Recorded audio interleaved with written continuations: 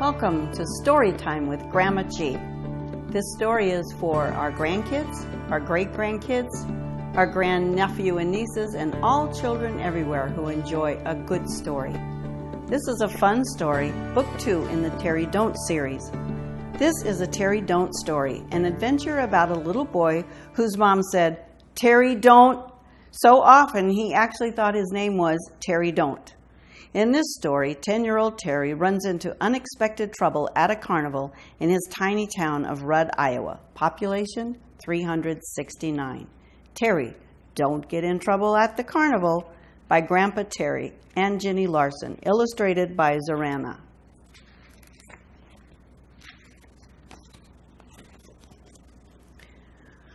One crisp fall morning, Terry and his little brother Ron could hardly contain their excitement as they burst out the front door and ran to their bikes. The carnival was in town, and for the first time, they were allowed to go all by themselves. As they jumped on their bikes, they glanced back and hollered, "Bye, Mom!" She called back, "Bye, boys! Have fun! Look out for your little brother, Terry! And Terry, don't get into trouble!" "Okay, Mom," he called, and they quickly peeled out on their trusty bikes. They zipped down the country road with sparkling eyes and rosy cheeks, talking excitedly about all the cool things they wanted to see and do at the carnival. When they got there, they parked their bikes and ran past the big carnival trucks right up to the ticket booth. Terry carefully counted out just the right amount of money from the allowance they'd been saving and bought their tickets.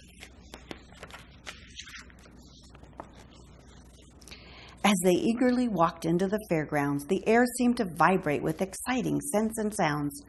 The smells of fresh popcorn, grilling hot dogs, vinegary pickles in huge barrels, roasting corn on the cob, and sweet cotton candy mixed with the earthly odors of the farm animals that were brought in by the 4-H kids. The exciting boop, boop, boo-doo-doo-doo, boop, boop, boop music from the calliope was blaring through the loudspeakers, and sounds of live music floated over from the bandstand. Moose, bass, cluck, cluck, oinks, and quacks from the animals being groomed by the kids could all be heard in the distance. Excited screaming and laughing poured out from the people on the rides. Above it all, the boys could hear the booming voices of the carnies, men who ran the game booths, challenging the fairgoers to, "Come on over, step right up, try your luck here." The enticing smells of delicious food drew the boys like puppets on a string. With heads bent together, the brothers counted their money to decide how much they wanted to spend for food, rides, and games. "Okay, I'm going to get a hot dog and some popcorn," declared Terry. "And I want a hot dog, a pickle, and some cotton candy, but we won't have enough money," cried Ron. "Tell you what," suggested Terry. "What if we each get a hot dog and share some popcorn and cotton candy?" Ron hungrily nodded in agreement. As soon as they had their food, they began to argue about what to do next.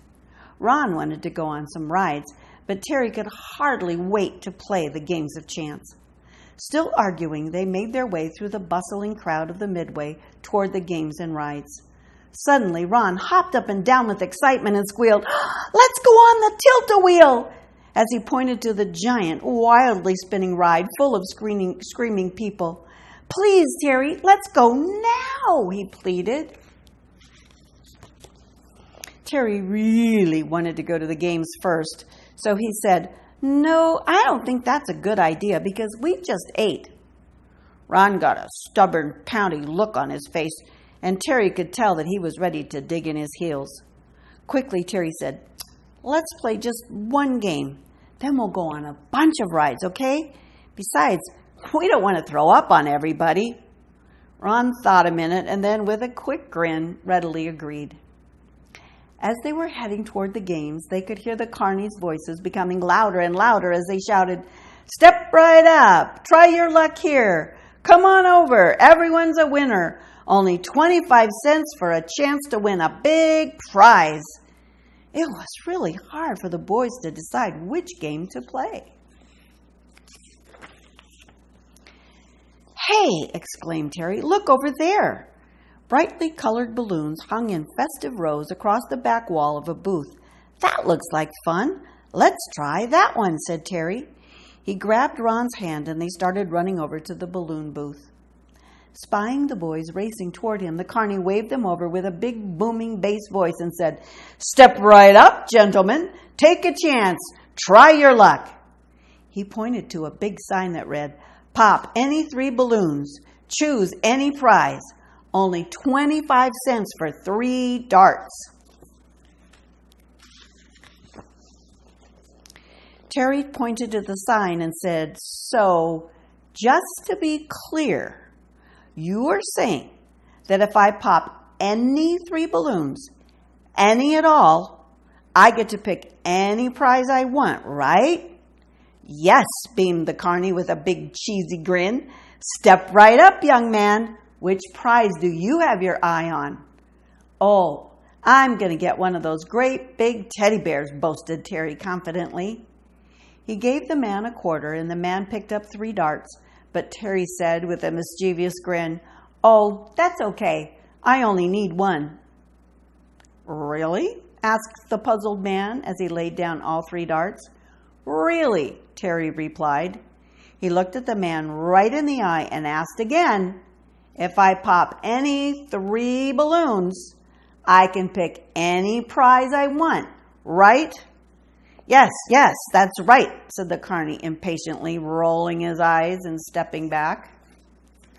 What does Terry have in mind?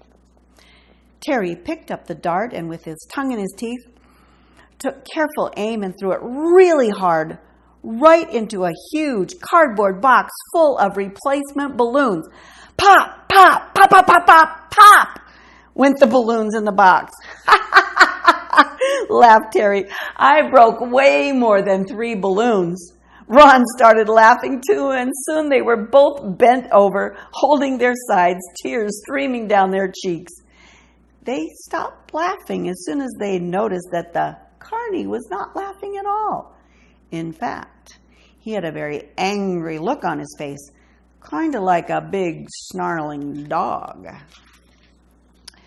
The boys were shocked when the furious man reached under the counter and pulled out a big tire iron. "You little brats," he hollered. He was steaming mad.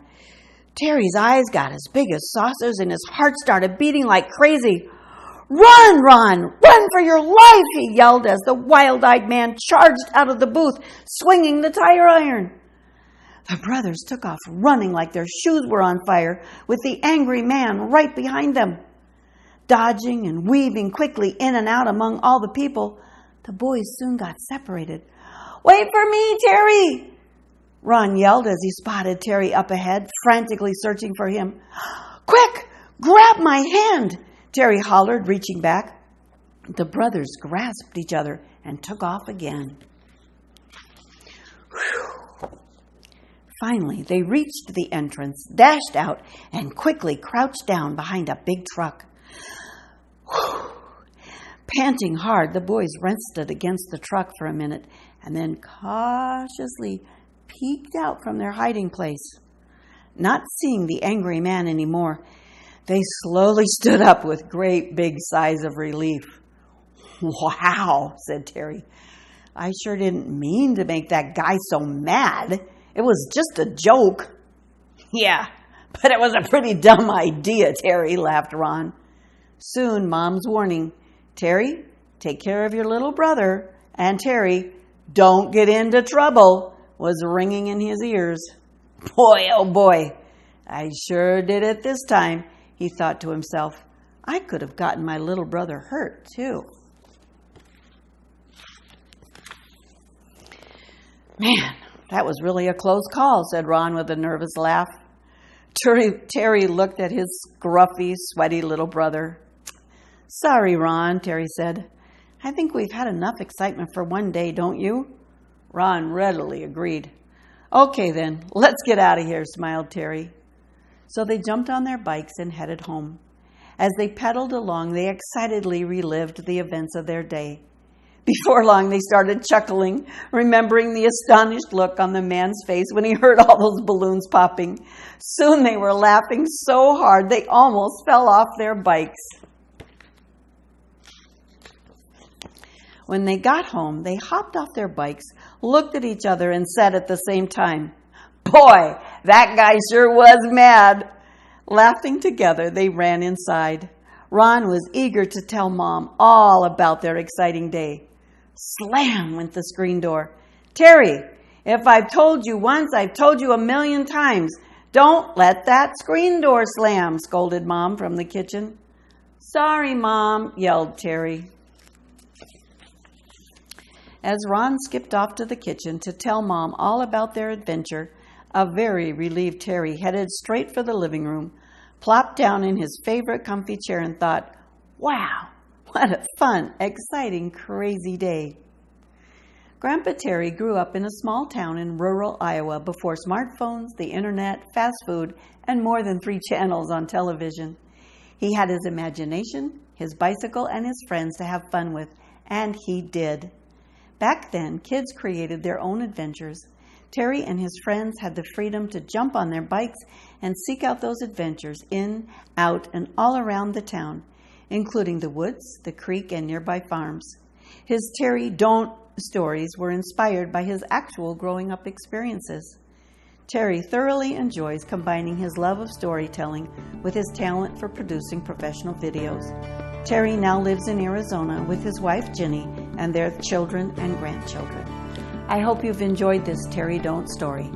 See you next time.